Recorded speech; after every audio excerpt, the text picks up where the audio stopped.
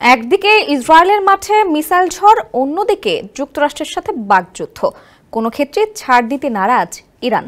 চলমান এই হামলা পাল্টা হামলায় থেমে নেই কোনো পক্ষই।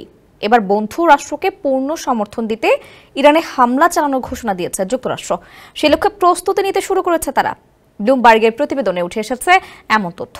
সেই বরাতে বৃহস্পতিবার দ্য টাইমস অব ইসরায়েল জানায়, বিষয়টি সম্পর্কে পরিচিত ব্যক্তিদের সঙ্গে কথা বলেছে ব্লুমবার্গ।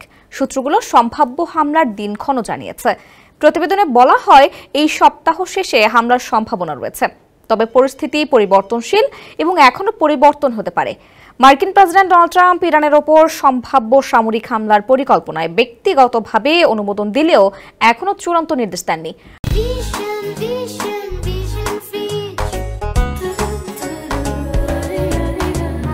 হোয়াইট হাউস ঘনিষ্ঠ একাধিক সূত্র জানিয়েছে, ট্রাম্প ইরানের পারমাণবিক কর্মসূচি নিয়ে কিছুটা অপেক্ষা করতে চান।